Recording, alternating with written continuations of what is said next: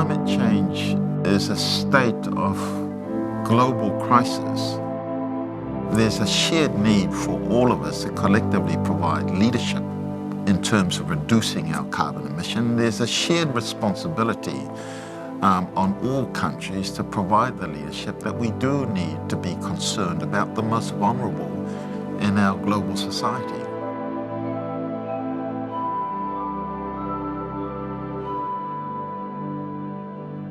I remember when the tsunami hit Samoa, I think 2013, the elders said that we were being chastised by the mother of the oceans. If there's a hurricane that hits the Pacific, the elders also refer as the sisters are not happy with the people of the lands.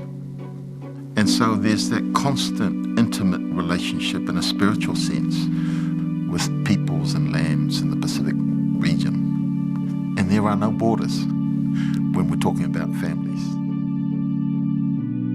The ocean connects everybody, so it's shared. From that perspective, we all equally should be treating the ocean like our own personal thing in terms of the care that you give to it. Whether it's in New Zealand or in Fiji, we should provide equal care to its use and be considerate of the other uses beyond your own boundaries. Climate change is very threatening to human civilization as we know it because the impacts are already being felt, but they're going to be accelerating over the course of the coming decades. So it involves sea level rise, and you have to remember most humans live very close to the sea. Most of our cities are located by the sea. It includes increasing droughts, and we live in a world where our global population is increasing and our arable land is decreasing. Massive storm floods that you see in some parts of the world. And you're seeing an increase in the severity and in the frequency of our cyclones that happen in our kind of usual cyclone season, but there are kind of more of them happening, and they're much more severe than they have been historically.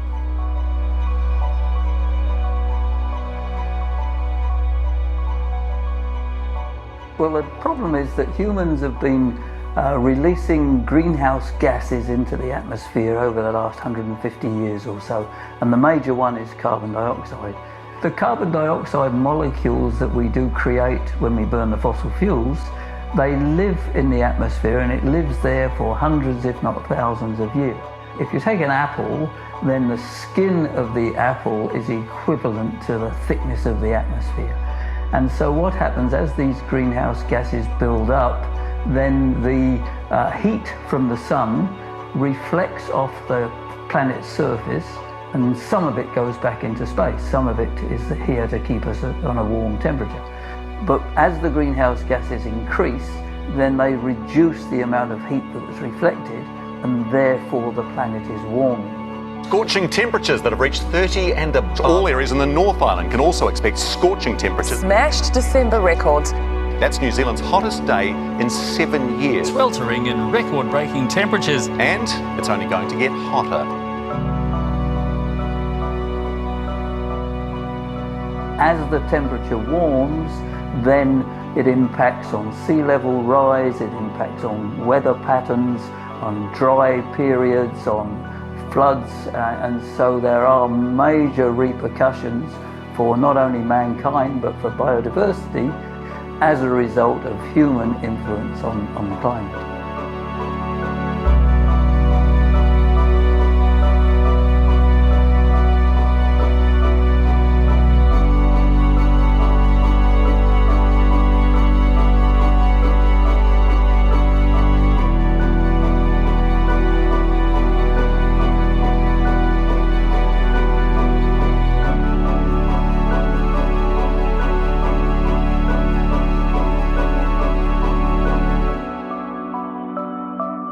Quite a substantial fraction of the carbon dioxide that we've put into the air over the last century or two has been absorbed into the oceans.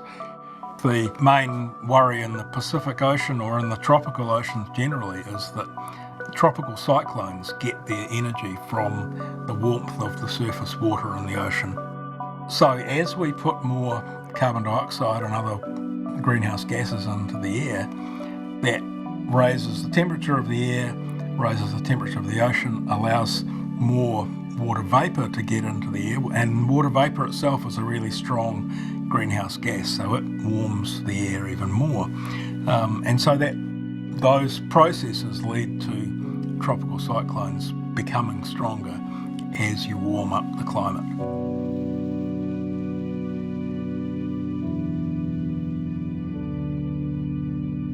Threats come in different forms. We have the very extreme events like cyclones, storm surges, floods, intense rainfall.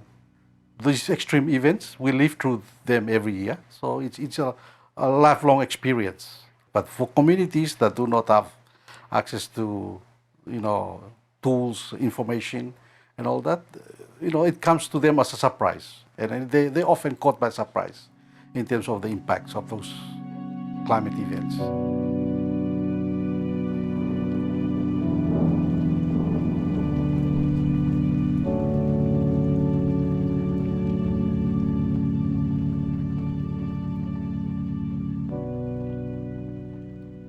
The biggest ever cyclone to hit Fiji ploughed across the island nation. At its centre, 220-kilometre hurricane force winds and heavy rain. To be a long road to recovery, and no part of Fiji has been left unscarred.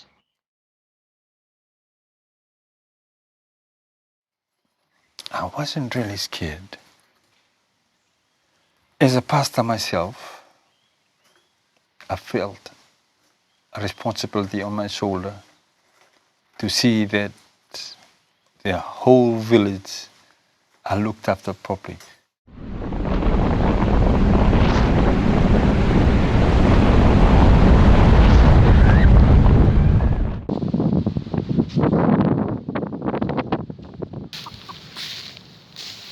On the 20th of February, at about 6 o'clock in the morning,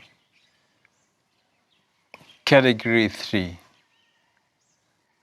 and then all of a sudden we went up to Category 4, Category 5.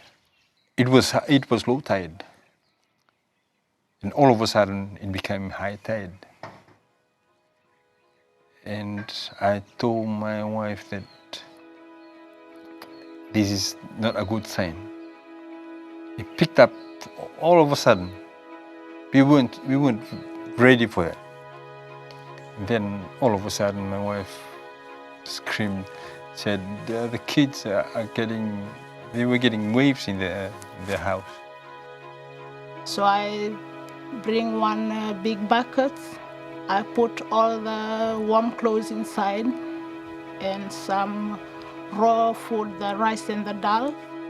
Then I tried to go back to gym. When telling me if he could come and help me taking the kids to the highland. Then we went up to that mango tree up the hill. By that time, our children was very hungry. I was telling them, if you guys want to eat, there's no food right now. The only thing you can do is just drink water and wait for the cyclone to come down. Then we can search some other places for us to go and cook some food for the family.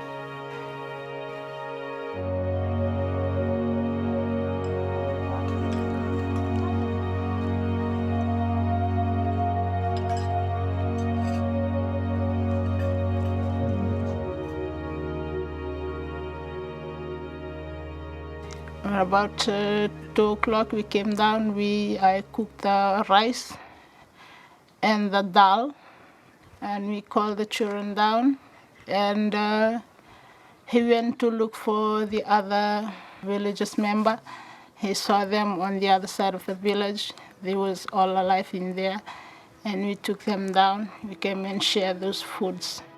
We had a small church service. I told the elders, say a prayer, a thanksgiving, that we are all alive. And early in the morning when we woke up, we saw the concrete was scattered all over the village from the houses. All the houses are gone.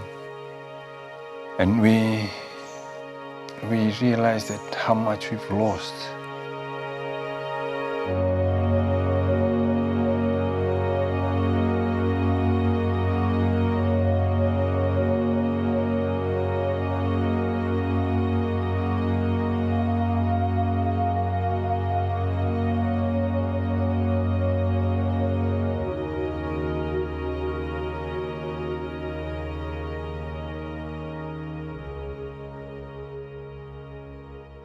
Their islands are simply becoming uninhabitable, and that of course means that their cultures would be lost, their music, their languages, and it's a tragic situation. And that's why the SIDS in particular are really strongly pushing to keep the greenhouse gas temperature rising no more than 1.5 degrees. All of the carbon dioxide that's in the atmosphere, much of it has actually been absorbed by the oceans, creating sea level rise, because not only as water gets warmer it expands, but also some of the ice on land in Greenland, Antarctic is melting. So slowly the sea levels are rising by about 3 millimeters, 4 millimeters a year. And the predictions are that by the end of this century it could be 60 centimeters, even more, of sea level rise, which is a major impact for coastal communities and such like. Pacific Islands are very diverse. You have big islands with mountains like here in Fiji, but you have also low-lying atolls. So each country and each island will have different impact. The main impact that will affect everyone is the sea level rise. That will affect all the coastal infrastructure in the different countries, and in the low-lying atolls will also affect the water resources, so people will not have enough fresh water to drink because it will be contaminated by salted water.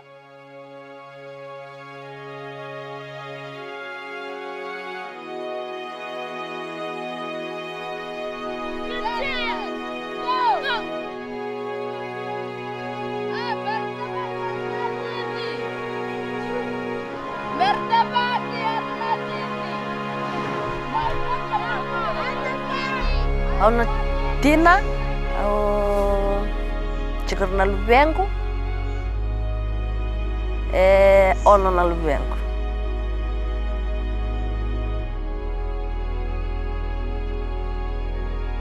Nunggu yada mai nangono yada mai kina lesu mai na secondary school ola kamai mamai cikam Batiki lebsar na bisau na nanti chico nangona lako taki chiku mekina na nuku na buni kaurate chiku matasawa oire na tosu sombu chiku ngaya ni na sa tosu sombu chiku ngaya na buni kawe na levu ni nuku sa tosu taki chiku ngamai na ua koto chiku mai na levu ni nuku koto taki chiku mai na buni kaurate chiku matasawa sa tosu chiku ngaya ni rai.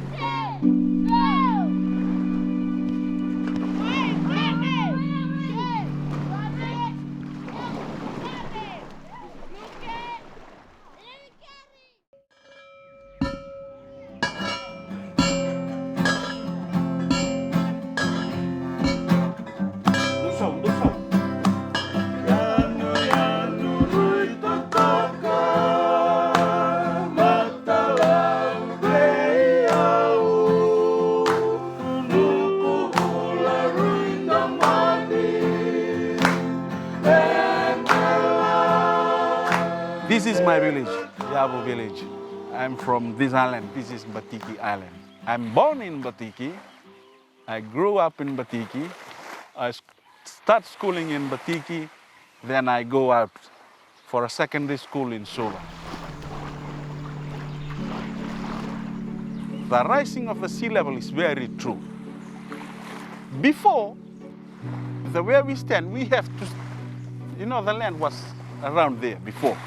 Yeah. When we was young, when I was a small boy, schooling here,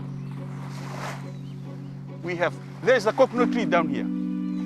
That is one. The next one is the fish, the Fijian style, the Fijian calendar.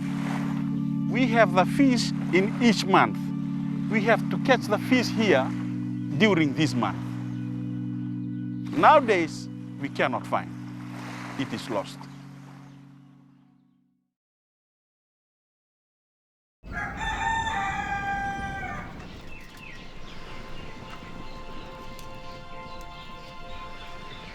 I wake up early in the morning at 5 a.m. I start with my family jobs.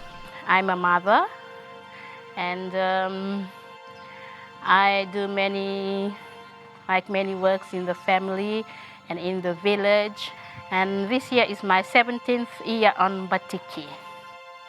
When I came here, I used to go fishing, used to catch many big sizes of fish. In Batiki, we usually eat fish is the most.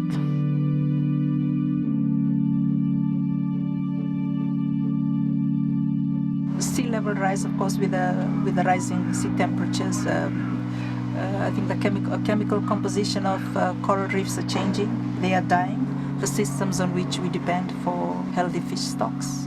And the majority of the Fijian population, not the majority, all the Fijian population is actually dependent on the inshore coastal track, which is a track between the offshore reefs and the coastal area. That's where we get all our food from.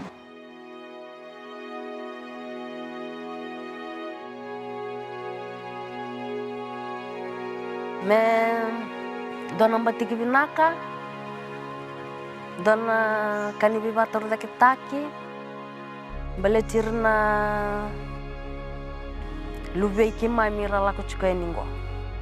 Auna vinakata me levu mai na tauniuda, me tawa levu na tani, na woloka me sa rauta, me sa kuni lako tala mai vi ke mami.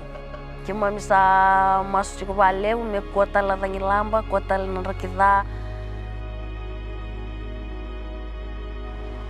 I think developed countries have to cut back on their carbon emission to the level that's been requested by all the countries under the Paris Agreement. If they can do that, then I think all the effort we are putting into managing those impacts that we have control over will come to something. Otherwise, it will all come to naught.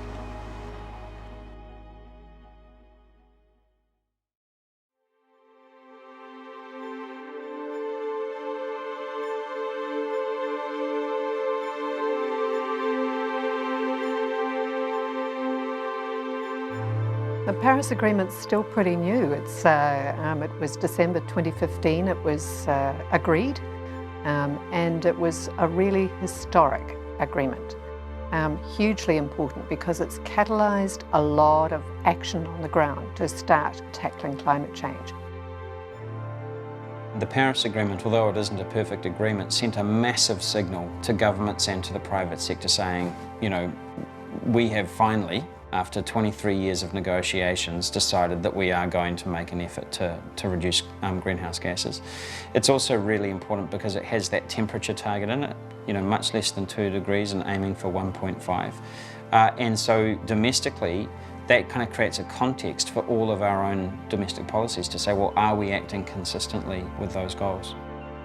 The net zero economy by the year 2050 is the goal that we've set ourselves, which we're currently trying to define through the zero carbon bill. It's been a long process to get to the start of that bill because we're trying to make sure it has broad consensus in New Zealand society and inside Parliament. By setting that long-term target, you can do a kind of backcasting exercise. It's really important to know where you want to head by the middle of the century. The Paris Agreement sets a long-term goal for the world to get to a state of carbon neutrality by the second half of the century. New Zealand is setting its own target consistent with that. Having that long-term goal means you can sort of work out the milestones to get along the way. And that's a much better way of doing it than kind of incrementally thinking ahead a few years at a time. In the year 2050, you know, young people are going to be in the middle of their careers. They're going to have my job and be, you know, ministers of the government, going to be, you know, leading large organisations and so on. And so the younger generation play a critical part in fighting climate change. Our workshop that we currently do across the country is called Tūhonui Te Ao. So it's a science expo that incorporates Māori culture, Pacific culture and also the sciences. So that activity is around educating our next generation, our youth, and making them more aware about how climate change can affect our marine biology. We can incorporate new technology and their passion, and hopefully that will spark something in them to become problem solvers. So this next generation needs to hear about it, so then we can support them to solve these problems that are going to be happening in the next few generations. Okay, what should we do to stop climate change? What should we do to stop climate change? Plant more trees. Plant more trees. Naka? Stop pollution. Stop pollution. Another one? Ibara? Then use solar instead of generator. Use solar instead of generator. Naka? This is my second year in Batiki, and I'm teaching year 5 and 6. In school, we have to showcase to our parents what we understand about climate change, and they've been here doing speeches, oratory, and we have been showing them pictures about the effects of climate change and what we can do to stop climate change. Bula Batiki is a virgin coconut oil product which is made here on Batiki Island, and the island is certified organic against the Pacific Organic Standard. The standard that they are certified against requires them to not use any chemicals, and they're required to farm in a polycultural way, but their traditional practices here are already that. I'm a non-chemical farm, I'm an organic farm, and the farm around me is all chemical farms. On my farm I'm growing turmeric, ginger, and intercropping with cassava, cocoa, vanilla. Using chemical, it's really bad for the environment because it kills these different microbes, the bugs, and those microbes and bugs, they are beneficial to the plant and to us. I'm an organic farmer because it's a way to protect the land and to fight climate change. These people here, they are definitely low emitters.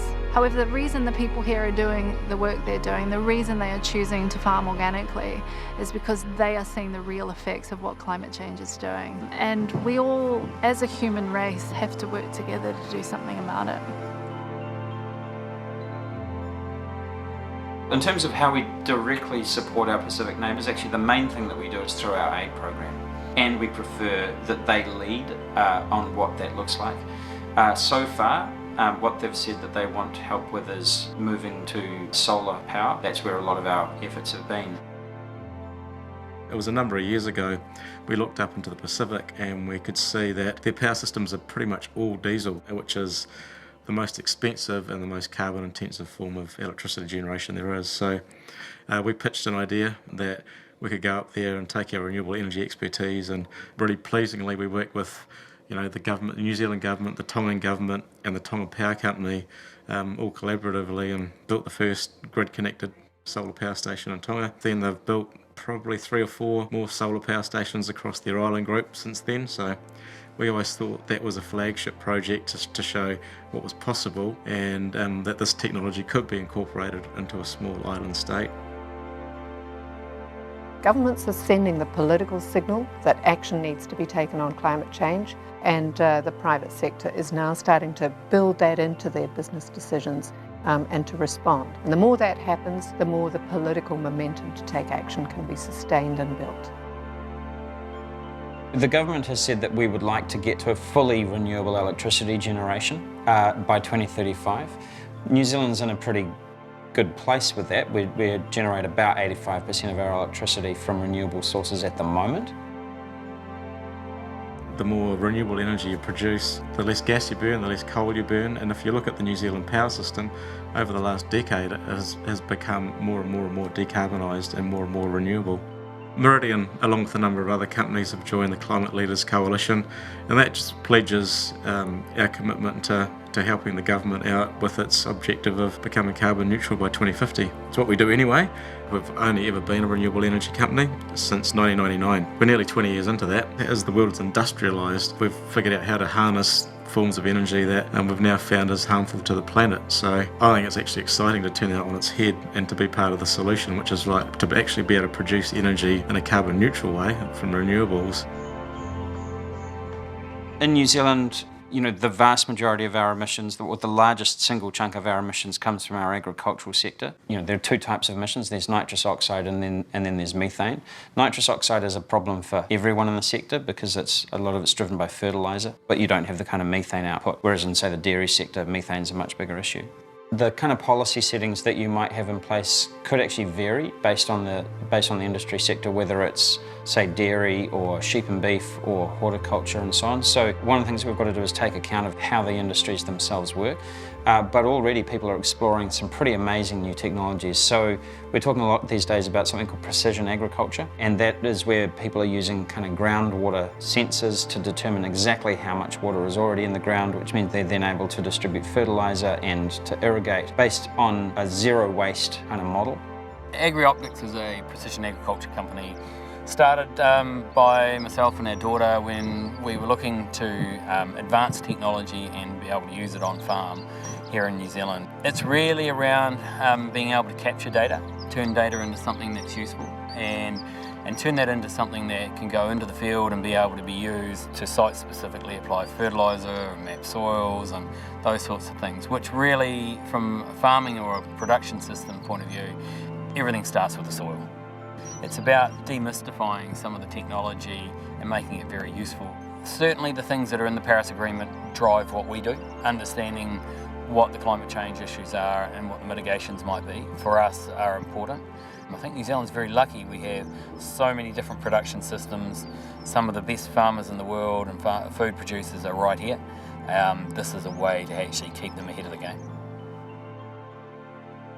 I absolutely do believe that New Zealand can lead towards a more sustainable future, as can other small countries. So our total emissions are something like 0.17% of the global total, right? So it's absolutely tiny. So you would think, therefore, that we don't have influence. Actually, we can and we do, because we are leaders in the agricultural space. If we set the goal of becoming a low emissions economy and that we lead with agriculture, actually, if we can work out how to produce low or zero emission food, then actually that becomes valuable to the whole rest of the world.